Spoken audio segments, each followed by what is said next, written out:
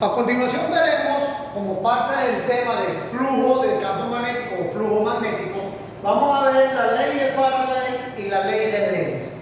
Después de los estudios realizados por Ørsted, Faraday en Inglaterra, físico inglés, estudió el efecto que se producía sobre un alambre conductor al introducir en él un imán, como lo tenemos aquí, un imán, ¿verdad? Con su polo norte o sur. Puede ser introducido dentro de ese alambre o espira con cualquiera de los polos.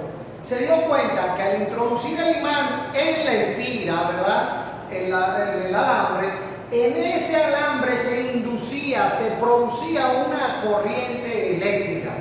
Y empezó a estudiar qué sucedía con él. Se dio cuenta también que al introducirlo se producía una corriente eléctrica en el alambre. Y al sacar el imán, esa corriente eléctrica iba bajando y a la vez cambiaba de sentido. Todo esto lo estuvo midiéndolo con un galvanómetro, un aparato especial para medir la intensidad de corriente eléctrica.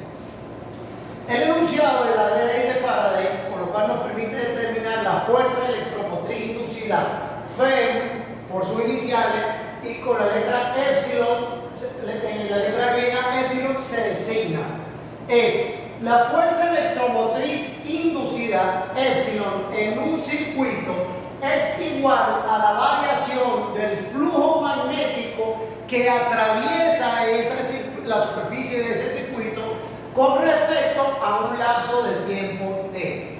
Recordamos, el flujo magnético o de campo magnético es el número de líneas de fuerza que atraviesan una superficie dada. Nosotros lo estudiamos con relación a las espiras que conforman a una bobina o solenoide. Entonces, él determinó que la fuerza electromotriz inducida epsilon que se producía en esa bobina a través del alambre que conforma a esa espira dependía de la variación del flujo de campo magnético en un tiempo determinado. Mientras mayor sea o más rápido cambia el flujo magnético, mayor es la corriente inducida en la bobina. Recuerden que estamos hablando de una corriente eléctrica que se produce, se induce en ese alambre, en esa espira, al acercar y alejar el imán. Mientras más rápido se haga esto en la espira, ¿verdad?, mayor va a ser la corriente eléctrica que se induce en esa espira. Por eso habla del lapso de tiempo. El flujo magnético, si el flujo magnético, el imán, permanece en reposo, no se mueve, por lo tanto no se produce corriente eléctrica, no se induce ninguna corriente eléctrica en la espira al permanecer en reposo. Pero si yo lo acerco lentamente, ese voltaje que se produce es muy bajo.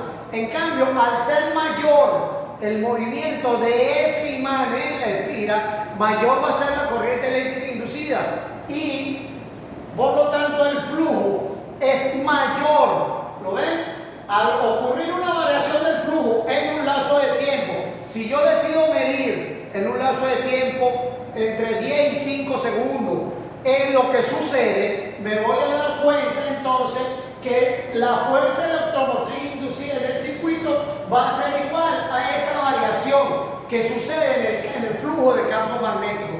Recuerden que al alejarlo disminuye el flujo y al acercarlo aumenta el flujo que atraviesa esa superficie por el número de espiras.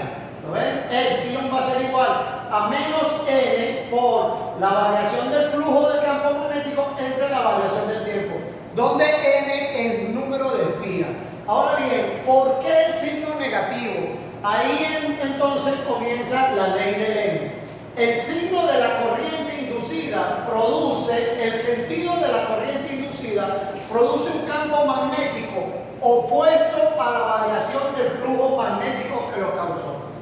Después de que Faraday estudió esto que sucede, la fuerza electromotriz inducida, Lenz, un físico también de la misma época, pero nacido en Estonia, descubrió que esa corriente eléctrica que se inducía por el campo magnético, por el flujo magnético del imán, esa corriente eléctrica a su vez producía un campo magnético opuesto al campo magnético, al flujo magnético opuesto. Si yo lo colocaba el imán en este sentido de introducir, se producía una corriente eléctrica y esa corriente eléctrica producía un campo magnético opuesto a ese campo magnético que introducía. Al sacar el imán, este campo magnético producido por la corriente eléctrica cambiaba de sentido. O sea, siempre iba a ser opuesto al flujo del campo magnético que lo causó. Como estamos hablando entonces del opuesto, Lenz asumió colocarle el signo menos a la ecuación de la ley de Faraday. Aquí lo tenemos, ¿eh?